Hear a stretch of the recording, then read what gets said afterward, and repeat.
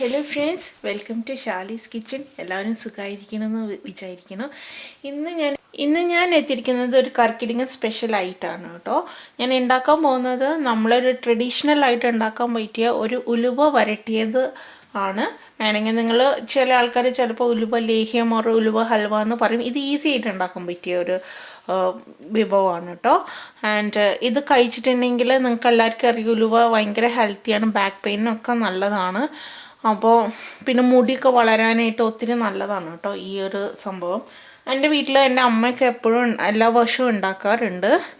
ഇതൊരു സ്വീറ്റാണ്, അപ്പോൾ ഈസി ആയിട്ട് നിങ്ങൾക്ക് കഴിക്കാം. അപ്പോൾ ഉലുവക്ക് ശരിക്കും പറഞ്ഞാൽ കുറച്ചൊരു കയ്പ്പ് രസം ഉണ്ടാവുമല്ലോ. ഇത് ഉണ്ടാക്കി കഴിഞ്ഞാൽ നമുക്ക് കഴിക്കാം. എനിക്ക് ഉലുവ അത്ര ഇഷ്ടമല്ല, ബട്ട് ഇങ്ങനെ ഉണ്ടാക്കി കഴിഞ്ഞിട്ടുണ്ടെങ്കിൽ ഞാൻ കഴിച്ചിട്ടുണ്ട്. വീട്ടിൽ അമ്മ ഉണ്ടാക്കിയിട്ട് ഞാൻ കഴിച്ചിട്ടുണ്ട്. അപ്പോൾ നമുക്കിത് എങ്ങനെയാണ് ഉണ്ടാക്കുന്നത് നോക്കാം. അപ്പോൾ ഞാൻ 1 കപ്പ് ഉലുവ എടുത്തിട്ടുണ്ട് കേട്ടോ. ഇത് നമുക്ക് ഒരു പാത്രത്തിലേക്ക് ഇടാം. എന്നിട്ട് ഇതിലേക്ക് വെള്ളം ഒഴിച്ച് വെക്കാം. അപ്പോൾ ഇതിലേക്ക് നമുക്ക് വെള്ളം ഒഴിച്ച് വെക്കാം കേട്ടോ.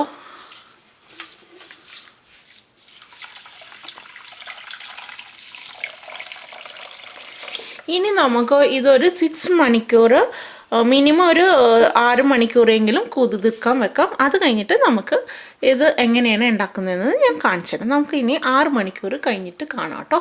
ഇത് ഞാനൊരു 6 മണിക്കൂർ വെള്ളത്തിലിട്ട് കുതിർത്ത് വെച്ചിട്ടുണ്ട്. ഇനി ഇത് നമുക്ക് കുക്കറിലിട്ടിട്ട് വേവിക്കാം. ഇനി നമുക്ക് ഇത് കുക്കറിലിട്ടൊന്ന് വേവിച്ചെടുക്കാം കേട്ടോ.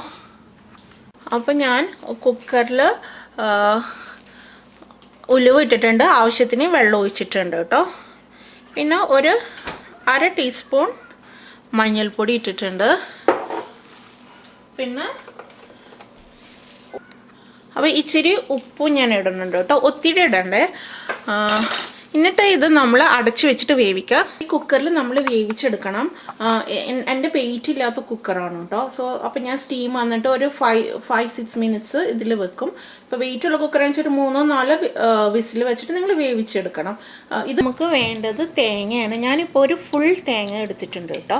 ഇത് നമുക്ക് ആദ്യം തന്നെ നമുക്ക് ആദ്യത്തെ പാലെടുക്കണം. അപ്പോൾ നമുക്ക് ആദ്യം മിക്സിയുടെ ജാർ എടുത്തിട്ട് അതിലേക്ക് ഈ തേങ്ങ ഒഴിച്ചിട്ട് ഞാൻ ഒരു 1/4 കപ്പ് വെള്ളം ഒഴിച്ചിട്ടുള്ളൂ കേട്ടോ. ഇത് എടുത്തിട്ട് നമുക്ക് അടിച്ചെടുത്തിട്ട് വരാം. ഓക്കെ, ഞാനിത് അടിച്ചെടുത്തിട്ടുണ്ട്. ഇത് നമുക്ക് അരിച്ചെടുക്കാം കേട്ടോ. ഇത് ഫസ്റ്റ് പാല് അരിച്ചെടുത്തിട്ടുണ്ട് കേട്ടോ. ഓൾമോസ്റ്റ് ഒരു 1/4 കപ്പ് ഉണ്ട്. ഇനി നമുക്ക് അരിച്ചെടുത്ത ഈ തേങ്ങയിൽ തന്നെ ഒരു 3 കപ്പ് വെള്ളം, ഇതിൽ തന്നെ 3 കപ്പ് വെള്ളം എടുത്തിട്ട് നമുക്ക് ഒന്നും കൂടി അടിച്ചെടുക്കണം. ഓക്കെ, ഇനി ഞാൻ ഇത് അടിച്ചെടുത്തിട്ട് വരാം കേട്ടോ. പാത്രം വെച്ചിട്ടുണ്ട്. നമ്മൾ ആദ്യത്തെ പാലെടുത്തതിൻ്റെ അരിപ്പ് തന്നെ ഞാൻ എടുത്ത് വെച്ചിട്ടുണ്ട്. ഇതിലേക്ക് നമുക്ക് 2ാം പാല് അരിച്ചെടുക്കാം കേട്ടോ. ഇതിൽ ഈ പാലെടുക്കുന്ന പ്രോസസ്സ് മാത്രമേ ഉള്ളൂ കുറച്ച് ബുദ്ധിമുട്ട്. അത് കഴിഞ്ഞാൽ ഈസിയാണ്. പിന്നെ നമുക്കിത് വരട്ടിയെടുക്കേ വേണ്ടൂ. നമ്മളെ 2ാം പാലും ഇവിടെ റെഡി ആയിട്ടുണ്ട് കേട്ടോ. ഓക്കെ, തേങ്ങാപ്പാൽ കഴിഞ്ഞാൽ നമുക്ക് വേണ്ടത് ശർക്കരയാണ്. ഞാൻ ശർക്കര ഇപ്പോൾ ഒരു 700 ഗ്രാം ശർക്കര എടുത്ത് മെൽറ്റ് ചെയ്തിട്ടുണ്ട് കേട്ടോ. ശർക്കര മധുരം നിങ്ങളുടെ ഇഷ്ടം അനുസരിച്ച് കൂട്ടുകയോ കുറയ്ക്കുകയോ ചെയ്യാം. ഒരു 100 ഗ്രാം ഉലുവക്ക് 100 ഗ്രാം ഉലുവക്ക് ഒരു 500 ഗ്രാം ശർക്കര, അതാണ് അതിൻ്റെ കണക്ക്. പിന്നെ നിങ്ങൾക്ക് ഇഷ്ടമനുസരിച്ച് കൂടുതലോ കൂട്ടുകയോ കുറയ്ക്കുകയോ ചെയ്യാം. മധുരം നിങ്ങളുടെ ഇഷ്ടം അനുസരിച്ചിട്ട് അഡ്ജസ്റ്റ് ചെയ്യാം കേട്ടോ. ഇനി നമുക്കിത് വരട്ടിയെടുക്കാം. ഇത്രയേ ഉള്ളൂ കേട്ടോ ഇത് ഉണ്ടാക്കാനായിട്ട്. ഇനി നമുക്കിത് വരട്ടിയെടുക്കാം കേട്ടോ.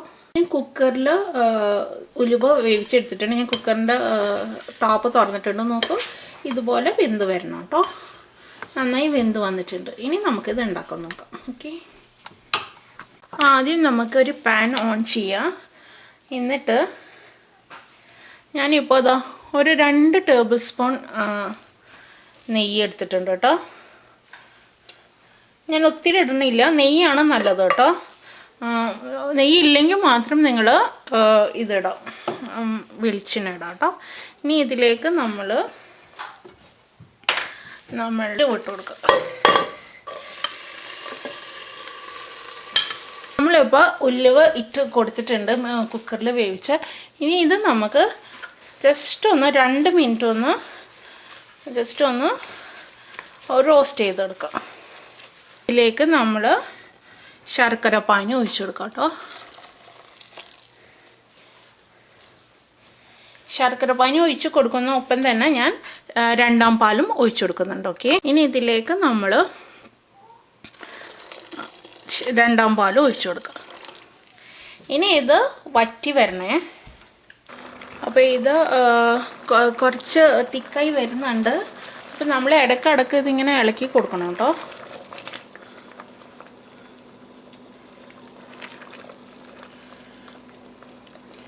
കുറച്ചും കൂടി വറ്റി വന്നിട്ടുണ്ടെങ്കിൽ നിങ്ങൾക്ക് പഞ്ചസാര ജാഗറി കറക്റ്റാണോ നോക്കാം. കുറച്ചും കൂടി വറ്റി വന്നാൽ നിങ്ങൾക്ക് മധുരം കറക്റ്റാണോ എന്നൊന്ന് നോക്കാം. എന്നിട്ട് അപ്പോൾ ഇത് നോക്കൂ, ഒരുവിധം വറ്റിയിട്ടുണ്ട് കേട്ടോ.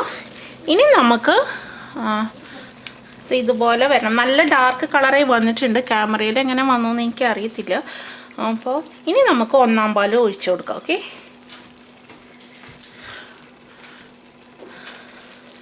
അത്ര പണിയൊന്നുമില്ല. ജസ്റ്റ് തേങ്ങാപ്പാലും ശർക്കര പാനിയും എടുത്തു കഴിഞ്ഞിട്ടുണ്ടെങ്കിൽ പിന്നെ ഇതൊന്ന് വറ്റിച്ചെടുക്കുക വേണ്ടു. ഞാനിപ്പോൾ ലാസ്റ്റ് സ്റ്റേജാണ് കേട്ടോ. തേങ്ങാപ്പാൽ ഒഴിച്ചിട്ടുണ്ട്, തെൻപാൽ. ഇനി നമുക്കിത് നന്നായി ഇളക്കിയെടുക്കാം. ഇതൊന്ന് നോക്കൂ, ഞാനിത് ഒരുവിധം വരട്ടിയെടുത്തിട്ടുണ്ട്. ഇനി ഒരു 1-2-3 മിനിറ്റിനുള്ളിൽ ഇത് നന്നായി ആവും. എന്നിട്ട് നമുക്കിത് ഓഫ് ചെയ്യാം കേട്ടോ.